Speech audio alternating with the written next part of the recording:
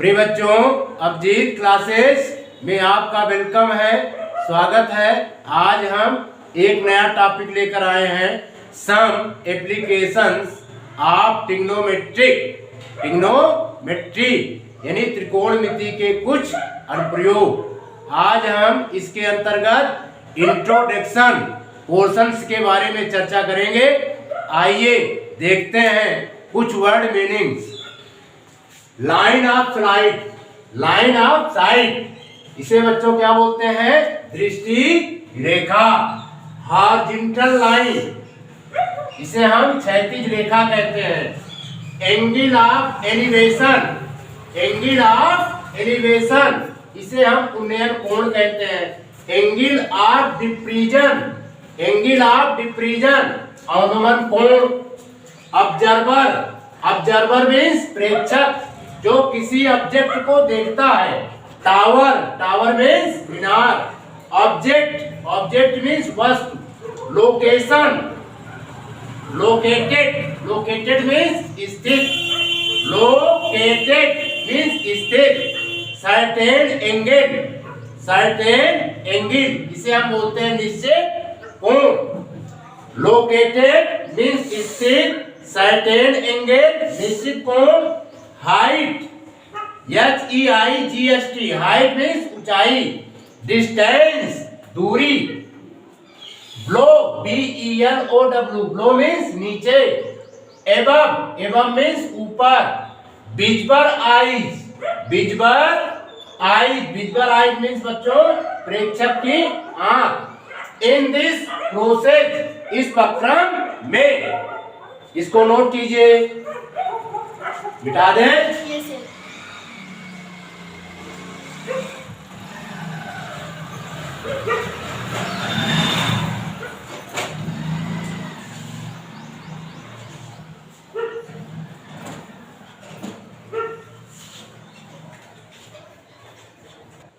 प्रिय बच्चों, पहला टॉपिक है क्षैतिज रेखा, जिसे हम हॉरिजॉन्टल लाइन कहते हैं। वो रेखा जो प्रेक्षक की आंख से सीधी भूमि के समांतर जाती है, क्षैतिज रेखा कहलाती है।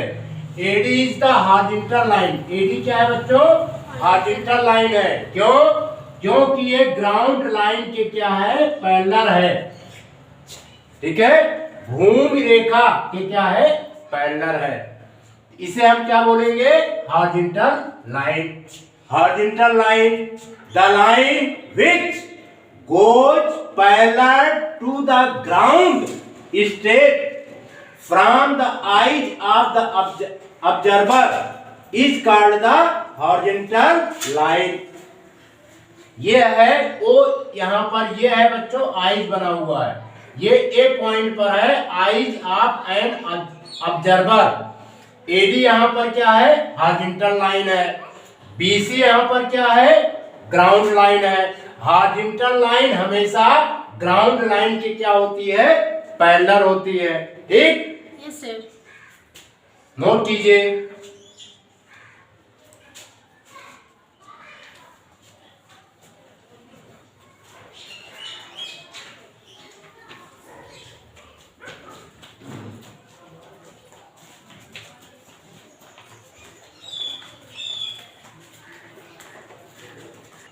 बच्चों, सेकेंड टॉपिक दृष्टि रेखा।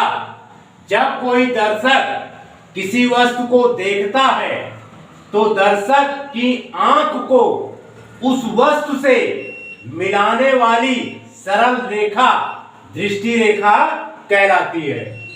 Line of site, when an observer looks at an object, the straight line joining the eyes of the observer to that object is called the line of sight। इस फिगर में बच्चों ये O is the observer of eyes, ये P object को एक observer O है जो देख रहा है।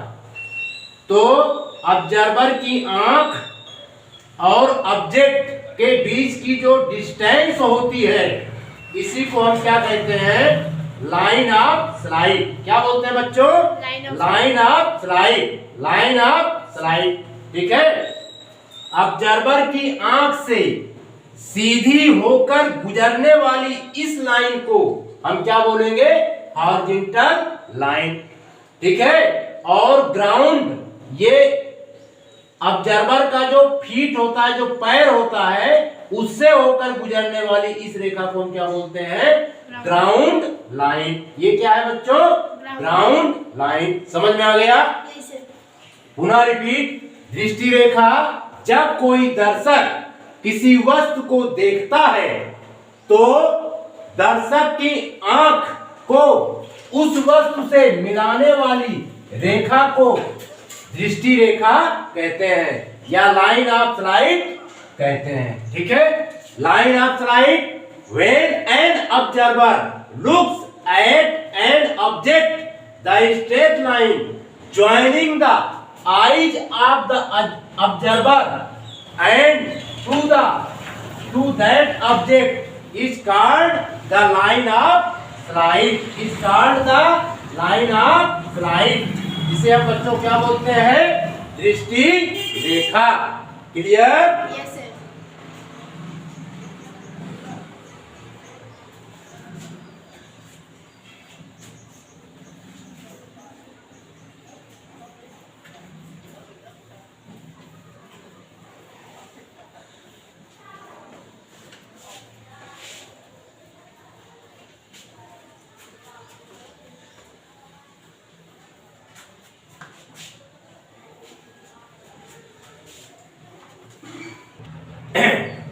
प्रिय बच्चों, उन्नयन कोण, एंगल ऑफ एलिवेशन। उन्नयन कोण को हम क्या बोलते हैं, एंगल ऑफ एलिवेशन। उन्नयन कोण बनता है बच्चों, ओए लाइन को हम क्या कहेंगे, हॉरिजॉन्टल लाइन। क्या बोलेंगे, हॉरिजॉन्टल लाइन। ओपी लाइन को हम क्या बोलेंगे, ओपी लाइन को लाइन ऑफ साइट। क्या बोलेंगे, लाइन ऑफ साइट, यानी दृष्टि रेखा। इस रेखा को क्या बोलेंगे, दृष्टि रेखा। और ओपी रेखा को हम दृष्टि रेखा कहेंगे। ओए रेखा को हम क्या बोलेंगे, क्षैतिज रेखा। ठीक है, क्षैतिज रेखा और दृष्टि रेखा के बीच जो कोण, जो एंगल फॉर्मेट होता है, उस एंगल्स को हम क्या बोलते हैं, एंगल ऑफ एलिवेशन। क्या बोलते हैं बच्चों, एंगल ऑफ एलिवेशन। क्या कहते हैं, एंगल ऑफ एलिवेशन। इसकी डिफिनेशन हमने बनाया है, उन्नयन कोण, हिंदी में उन्नयन कोण कहते हैं, अंग्रेजी में इसे कहते हैं एंगल ऑफ एलिवेशन। यानी जब कोई वस्तु दर्शक की आंख की क्षैतिज रेखा के क्या हो, ऊपर स्थित हो, तो दर्शक को उस वस्तु को देखने के लिए अपने सिर को क्या करना पड़ता है बच्चों, अपने सिर को ऐसे ऊपर उठाना पड़ता है। मान लीजिए ये हमारी लाइन क्या है, हॉरिजॉन्टल लाइन है। ठीक है, क्या है लाइन, हॉरिजॉन्टल लाइन। हम अपना सिर ऐसे ऊपर उठा रहे हैं तो कौन सी लाइन फॉर्मेट होगी, लाइन ऑफ साइट। तो हॉरिजॉन्टल लाइन और लाइन ऑफ साइट के बीच जो एंगल फॉर्मेट होता है उसे हम क्या बोलते हैं, angle of elevation. Clear? Yes sir. तो यही चीज इसमें लिखा गया है, जब कोई वस्तु दर्शक की आंख की क्षैतिज रेखा के ऊपर स्थित है तो दर्शक को उस वस्तु को देखने के लिए अपने सिर को ऊपर उठाना पड़ता है। इस प्रक्रम में दर्शक की दृष्टि रेखा, जिसे लाइन ऑफ साइट कहते हैं, क्षैतिज रेखा हॉरिजॉन्टल लाइन से एक निश्चित कोण बनाती है। उस निश्चित कोण को ही हम क्या कहते हैं, उन्नयन कोण कहते हैं। इंग्लिश में है एंगल ऑफ एलिवेशन। और नंबर उन्नयन कोण, when an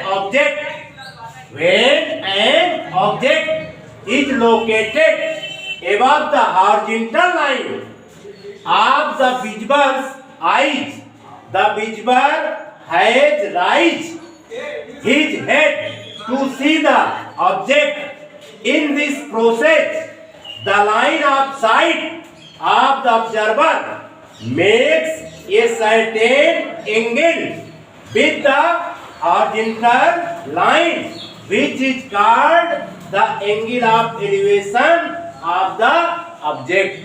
Clear? Yes, sir. तो कहने का मतलब ये है बच्चों, ये हॉरिजॉन्टल लाइन और लाइन ऑफ साइट के बीच जो एंगल फॉर्मेट होता है, इसी एंगल्स को हम क्या बोलते हैं? Angle of elevation. Clear? Yes, sir. इसको नोट कीजिए.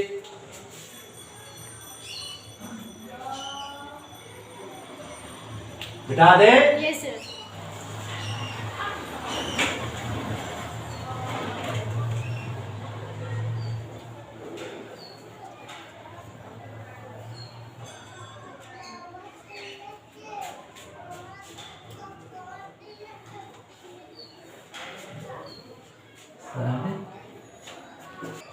प्रिय बच्चों, फोर्थ टॉपिक है अनुमान कोण, जिसे इंग्लिश में बोलते हैं angle of depression. Angle of depression. यदि कोई वस्तु दर्शक की आंख की क्षैतिज रेखा के नीचे स्थित है, तो दर्शक को उस वस्तु को देखने के लिए, ठीक है, अपने सिर को नीचे झुकाना पड़ता है. इसी तरह इस प्रक्रम में भी दर्शक की दृष्टि रेखा क्षैतिज रेखा से एक निश्चित कोण बनाती है, जिसे वस्तु का अनुमान कोण कहते हैं. ठीक है बच्चों, ये लाइन है एलपी. एलपी लाइन को हम क्या बोलेंगे? Horizontal line. ठीक है. और ये ऑब्जर्वर है. ये क्या है? ऑब्जर्वर की आईज है. पी क्या है? ऑब्जर्वर की क्या है बच्चों? आईज है. ये पी जो है ऑब्जर्वर की आईज है. ठीक है. ऑब्जर्वर पी जो है ऑब्जेक्ट ओ को देख रहा है. कैसे देखेगा? देखने के लिए उसको अपने सिर को नीचे झुकाना पड़ेगा. तो ठीक है. तो हॉरिजॉन्टल लाइन और लाइन ऑफ साइट के बीच जो एंगल फॉर्मेट होता है, उसी एंगल्स को हम कहते हैं एंगल ऑफ डिप्रीजन. क्या बोलते हैं? Angle of depression. ठीक है. Yes, sir. इसमें डिफिनेशन बताई गई है. Angle of depression, if an object is located below the horizontal line of the observer's eyes, the observer has to tilt माने झुका देता है, tilt his head down to see the object. In this process, also the line of sight of the observer makes a certain angle with the horizontal line, which is called the angle of depression of the object. Clear? Yes, sir. समझ में आया? हमने ये बताया कि horizontal line और line of site के बीच जो एंगल फॉर्मेट होता है, उसे हम क्या बोलते हैं बच्चों? Angle of depression. समझ में आ गए? Yes, sir. कोई प्रॉब्लम? No, sir. नोट कीजिए.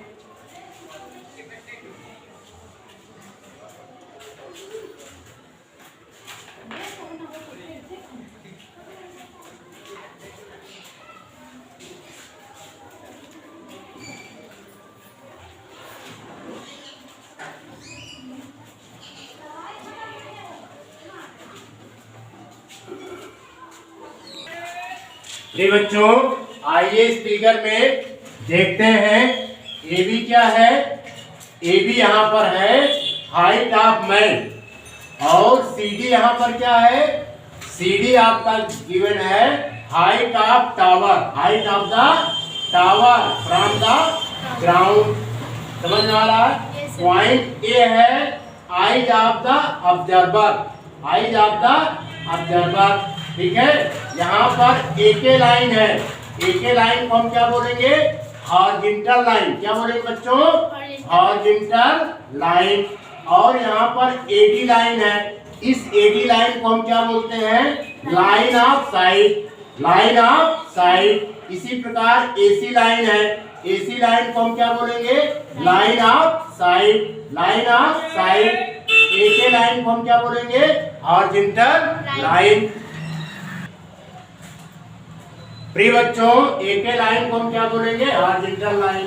और AD लाइन को line of site. Horizontal line और लाइन ऑफ साइट के बीच जो एंगल फॉर्मेट होता है, इस एंगल थीटा को, इस एंगल थीटा को यानी DAK को हम क्या बोलेंगे? Angle of elevation. क्या बोलेंगे बच्चों? Angle of elevation.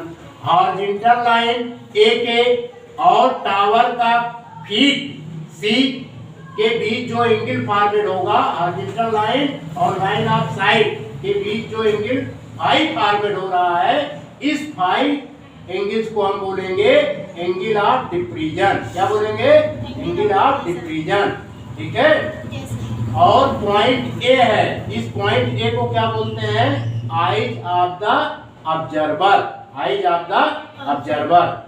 इस पॉइंट डी को हम कहेंगे top of the tower, top of the tower. Clear. और BC लाइन जो है, BC लाइन, ये जो BC लाइन है, इस लाइन को हम क्या बोलते हैं? हाँ, क्या बोलते हैं? Line of ground. ये ग्राउंड लाइन है। ये ग्राउंड लाइन जो होती है बच्चों, हॉरिजॉन्टल लाइन की क्या होती है? पैरेलल होती है। क्या होती है? पैरेलल होती है। क्लियर। कोई प्रॉब्लम? इसको नोट कीजिए।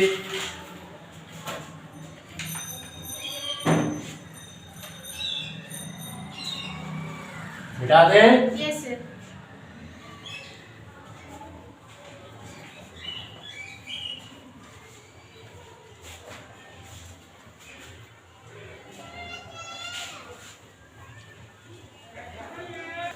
प्रिय बच्चों, हाइट्स एंड डिस्टेंस के क्वेश्चंस सॉल्व करने के लिए हम सबको जो है 45 डिग्री, 30 डिग्री और 60 डिग्री की वैल्यू ज्ञात होना जरूरी है, कि वैल्यू हमें जानना आवश्यक है। आइए वैल्यू फाइंड करते हैं। 45 टी रेशियोज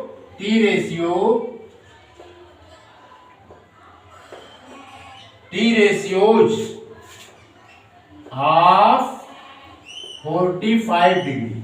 ठीक है बच्चों, इसको फाइंड करने के लिए हम एक फिगर बनाते हैं। ये है, ये कैसा ट्रायंगल है? Right angle triangle. ये बच्चों कैसा ट्रायंगल है? Right angle triangle. ठीक है, राइट एंगल ट्रायंगल है। ये है CBA। यहाँ पर थीटा हम लेते हैं 45 डिग्री। यहाँ पर थीटा की वैल्यू क्या है बच्चों? 45 डिग्री। यानी ये वैल्यू जो है 45 डिग्री है। इसकी वैल्यू फाइंड करने के लिए देखिए, बेस हमारा 1 होता है और परपेंडिकुलर 1 होता है। हाइपोटेन्यूज क्या होता है बच्चों? √2 होता है। ठीक है। तो यहाँ पर हम लिखेंगे, इस वैल्यू को आप याद कर लेंगे। साइन 45 डिग्री इक्वल टू होता है perpendicular by base, sorry perpendicular by hypotenuse, और यहाँ पर परपेंडिकुलर है BC, हाइपोटेन्यूज है AC। इसकी वैल्यू क्या हो गई बच्चों? 1/√2। अब इसी प्रकार cos 45 degree equal to B/H, यानी बेस बाई हाइपोटेन्यूज होता है। यहाँ पर बेस क्या है बच्चों? AB, हाइपोटेन्यूज हमारा AC है। ठीक है, ये भी वैल्यू क्या हो गया? 1/√2। अब इसके बाद tan 45 इक्वल टू, यानी tan थीटा होता है बच्चों परपेंडिकुलर बाई बेस। क्या होता है? Perpendicular by base. परपेंडिकुलर यहाँ पर BC है और बेस हमारा AB है। इसकी वैल्यू 1/1, तो ये क्या हो जाएगा? 1। ठीक है। इसी प्रकार cot 45 ये बच्चों होता है base by perpendicular, base by perpendicular, और यहाँ पर बेस AB है परपेंडिकुलर हमारा BC है, तो ये भी बच्चों 1/1, तो ये क्या हो गया 1। इसके बाद सेक 45 होता है हाइपोटेन्यूज बाई बेस। क्या होता है बच्चों? Hypotenuse by base.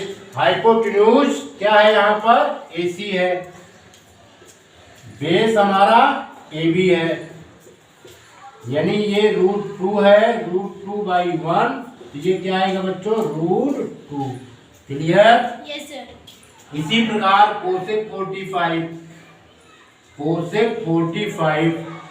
45 डिग्री होता है हाइपोटेन्यूज बाई परपेंडिकुलर। क्या होता है? Hypotenuse by perpendicular. हाइपोटेन्यूज हमारा AC है और परपेंडिकुलर क्या है बच्चों? BC।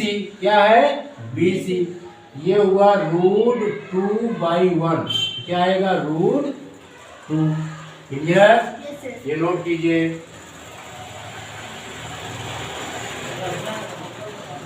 हटा दे। Yes sir.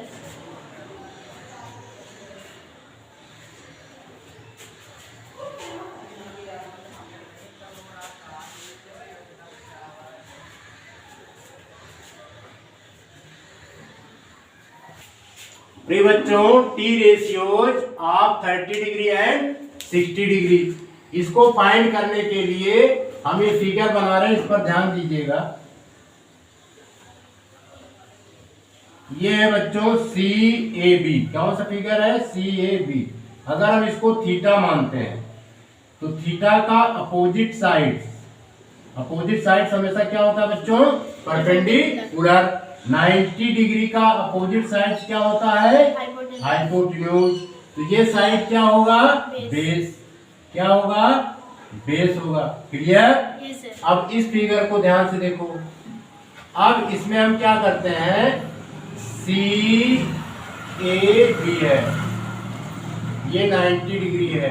अब इसको हम थीटा कंसीडर करते हैं। थीटा इसको लेट करेंगे, परपेंडिकुलर क्या होगा हमारा?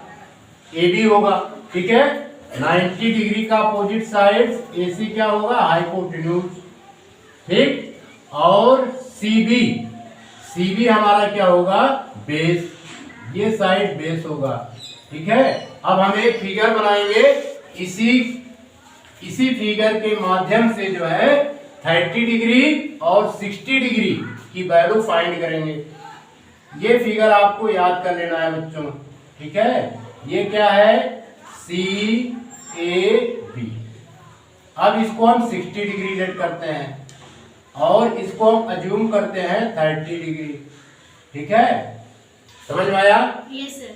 और ये 90 डिग्री तो ऑलरेडी है ही है। अब आपको ये याद रखना है 1 2 √3।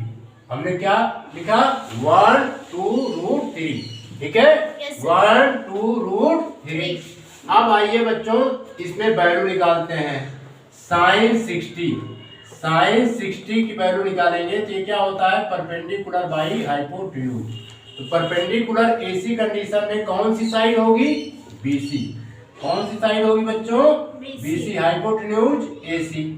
अब इसकी वैल्यू हो जाएगी sin 60 की value √3/2। Clear? Yes sir.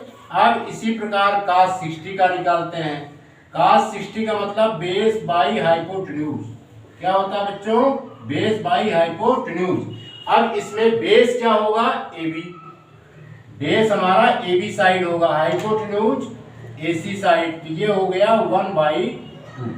Clear? Yes sir. इसी प्रकार tan 60 ये होता है परपेंडिकुलर बाई बेस। क्या होता है? Perpendicular by base. Perpendicular by base. तो परपेंडिकुलर इसमें क्या है? √3 और बेस क्या है बच्चों? 1। तो tan 60 की वैल्यू क्या आ गई? √3। ठीक है? इसके बाद हम निकालेंगे cot 60 डिग्री। cot 60 डिग्री ये क्या होता है? Base by perpendicular. Base by perpendicular. तो यहां पर ध्यान दीजिए,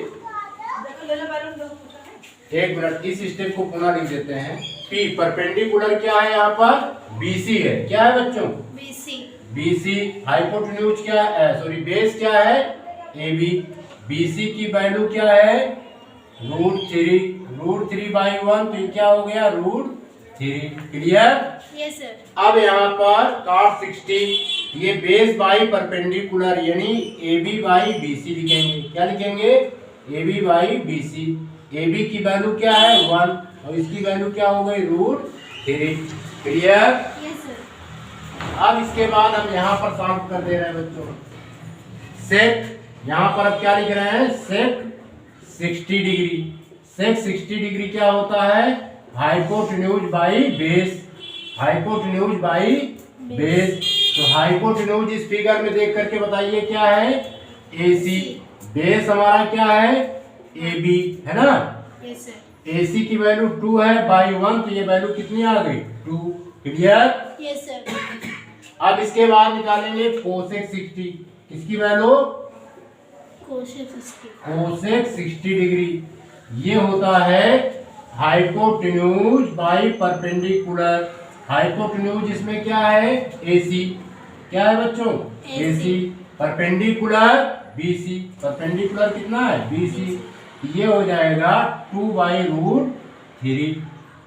ठीक है, समझ में आ रहा है? Yes, sir. 2/√3। ये वैल्यू निकालिए, नोट कीजिए। फिर 30 की वैल्यू निकालते हैं। मिटा दें। Yes sir.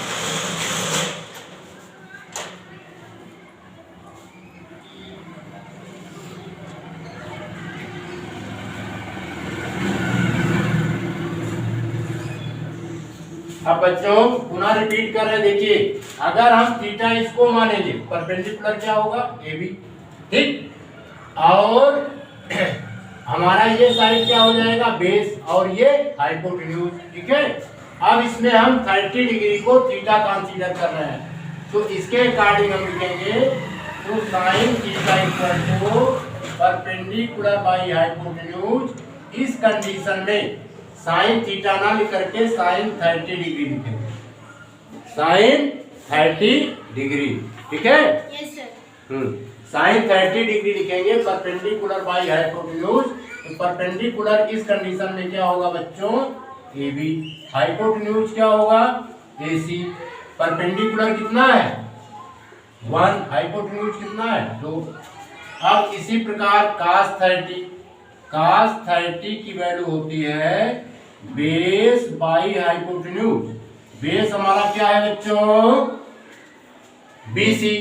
BC क्या होगा इस कंडीशन में? बेस। तो BC बाई AC। BC की वैल्यू क्या है? √3 और AC की वैल्यू 2। √3/2। इसके बाद tan 30 क्या लिखेंगे? tan 30। ये क्या होता है? Perpendicular by base. Perpendicular by base होता है बच्चों। ठीक है, यस सर। तो परपेंडिकुलर ये होगा AB। परपेंडिकुलर कौन साइड होगी? AB। और बेस हमारा क्या होगा? BC। ठीक है, AB की वैल्यू कितनी दी गई है? 1। BC की वैल्यू √3। क्लियर? Yes sir. अब इसके बाद हम यहाँ पे सॉल्व कर देते हैं। 10 के बाद आता है बच्चों cot 30। क्या? cot 30। cot 30। cot 30 क्या होता है? Base by perpendicular. बेस हमारा क्या है? BC और परपेंडिकुलर क्या है? AB। यही तो है है ना? BC की वैल्यू √3/1 तो ये क्या हो गया? √3। अब इसके बाद sec 30। sec 30 क्या होता है? Hypotenuse by base. Base. Hypotenuse by base. Hypotenuse क्या है इसमें? AC। AC। बेस क्या है बच्चों? BC। BC। AC की वैल्यू कितनी है? 2 और बेस की वैल्यू कितनी है? √3। ये क्या हो गया 2/√3, ठीक है। अब इसके बाद कोसेक 30 ये क्या होता है हाइपोटेन्यूज बाई परपेंडिकुलर, यही तो होता है। Yes, sir. प्रिय बच्चों cosec 30 hypotenuse by perpendicular, hypotenuse यहाँ पर किससे डिनोट है AC से, ठीक है। और परपेंडिकुलर यहाँ पर क्या है AB। हाइपोटेन्यूज की वैल्यू कितनी है बच्चों 2 है, AB की वैल्यू क्या है 1, कोसेक 30 की वैल्यू कितनी हो गई 2। क्लियर। Yes, sir. तो यानी कहने का मतलब ये वैल्यू आपको याद होनी चाहिए अगर हाइट एंड डिस्टेंस के सवाल सॉल्व करने हैं तो। मिटा दें। Yes, sir.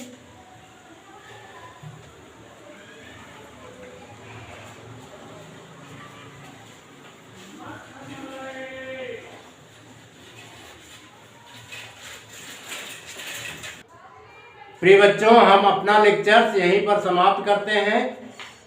ये हमारा इंट्रोडक्शन पार्ट था। आने वाले वीडियो में हाइट्स एंड डिस्टेंस पर बेस्ड क्वेश्चंस की हम सब मिलकर प्रैक्टिस करेंगे।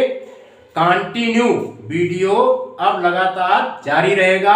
आपने इस वीडियो को देखा, सुना, समझा, इसके लिए आपका बहुत बहुत शुक्रिया। आपका बहुत बहुत धन्यवाद।